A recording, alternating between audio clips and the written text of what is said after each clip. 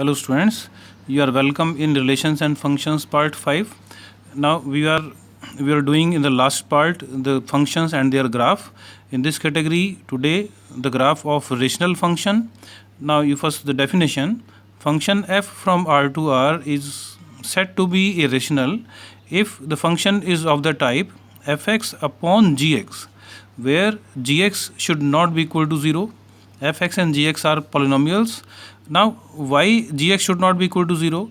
Because when gx will be equal to 0, then this function will be not defined. So that's why for the function to be defined, gx should not be equal to 0. Now you consider an example. F be a function r minus set 0 to r defined by fx is equal to 1 upon x. So this is a rational function. Now we will plot graph of this function. So y is equal to fx. So in this way y will be equal to 1 upon x. Now we will plot graph of this function. So you take some negative, some positive values, because the graph is going to be a curve, so you need more points. So in this category you take x minus 2, then find corresponding value of y minus 0.5. Similarly x minus 1, then find out y, and in this way you need some values. So some positive and some negative values as well. Now you locate these on the xy plane, draw x-axis, y-axis, you select scale and start locating these points. The first point is x minus 2, y minus 0.5. This is the point. Second, x minus 1, y minus 1. This is the point, x minus 1, y minus 1. Then x1, y1. This is third point. Similarly, x2, y 0.5. This is next point. x 1 by 2, y2, x 1 by 2 and y2. This is next point. In this way, the last point, and join with the help of freehand. So these type of graphs. In this graph, if you extend this line up to infinity, so this will never intersect x-axis. Similarly, in this direction, if you increase this line, then it will never intersect y-axis. In the same case, if you extend these lines, they will never intersect x-axis and y-axis. So this type of graph that will be obtained. Then next function is modulus function. Modulus function f from R to R is said to be a modulus function if fx is equal to mod of x. This is the symbol, draw the function inside this. It is called modulus of x. It means for all values of x, fx should be always positive. We have to take positive values of fx. This modulus function may be written in this way also. Fx is equal to x where x is greater than equal to 0. Fx is equal to minus x when x is less than 0. It means when the value of x will be selected 0 or greater than 0, then fx is equal to x. When x will be less than 0, means negative value of x, then fx will be taken as minus x. It means by putting all values of x, fx should be always positive. Now we will plot graph of this function. You take some negative and positive values. So x minus 2. Now x minus 2, this value is falling in this interval. This value is negative. So in this interval, it means fx will be equal to minus x. And you put value of x in this relation. So when you put x minus 2, then fx will be 2. Fx means y. Y is equal to 2. Similarly, x is equal to minus 1. Minus 1 is falling in this interval. And we will put x minus 1 in this relation, in this equation, and find corresponding y. It is plus 1. Similarly, x0, use this, y will be 0. x1, 1 value is falling in this interval, so y will be 1. Similarly, when x2, y2, and now you draw x-axis, y-axis to plot this graph. Select scale and x, you can take this point x minus 2, y plus 2. This is the point. Then x minus 1, y1. Then x0, y0. Similarly, x1, y1, x2, y2. So these are the points and join. So this type of graph that will be obtained. This is the graph of modulus function. Then the next function, that is signum function.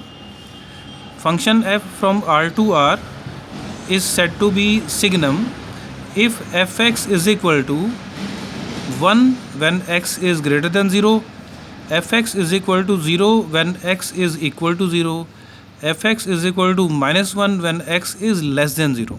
It means x can have any real value, positive, negative or equal to 0, but fx will be always either 1, 0 or minus 1. It means to plot the graph we have to take some negative values. Now, and when x minus 2 means falling in this interval, then value of fx or value of y will be minus 1. Similarly, when x minus 1 is falling in this interval, so it means value of y will be minus 1. Similarly, when x1, use this relation because 1 is falling in this interval and fx will be 1 means y will be 1. When x2, again this interval, then y will be 1. Similarly, when x0, then y will be 0. x0, we use this relation. Now draw x-axis and y-axis. So in this, you first locate x0, y0. This is the point. For negative point, x minus 2, y minus 1, x minus 1, y minus 1. So these are the points. So these 2 points and join with the help of scale. But mind it, this line should not intersect y-axis, because y, when x is not on this line, x is equal to 0. On y-axis we know x is equal to 0. So x equal to 0 is satisfied for this relation only. X is equal to 0 don't satisfy this relation. So therefore, do not join this line with y-axis. So one empty circle that will be drawn like this and leave this line outside the circle. This line should not intersect y-axis. Similarly, you consider positive values. When x1, y1, this is the point. When x2, y1, these 2 points. So in this way you can increase. It will increase on this side. But again, on this line x is 0. But for x equal to 0, this function that is not defined. So therefore, this line should not touch y-axis. So in this way, you have to draw one empty circle on this line and leave this line outside the circle like this. So this is the graph of signum function. Now the next category, greatest integer function. Function f from R to R is said to be greatest integer when fx is equal to greatest integer. These brackets that represents greatest integer function, which it means the value of greatest integer is less than or equal to x. It will be less than or equal to x. It means x can be any real value, but fx will be always integers. Now this function, if you write in the form of interval, that can be written in this way. When value of x is falling from 0 to 1, 0 less than equal to x, less than 1. It means value of x equal to 0, but it should be less than 1. It may be 0.9999, but should not be equal to 1. In that case, fx will be equal to 0 because the integer present is 0 in this case. Similarly, when the value of x is equal to 1 but less than 2, so it can be written in this way: 1 less than equal to x, less than 2, then value of fx is 1. The greatest integer present is 1 in that case. Similarly, when x is 2 less than equal to x, less than 3, means x can be equal to 2 but less than 3, then greatest integer will be 2. The negative values, minus 1 less than equal to x, less than 0, then greatest integer is minus 1.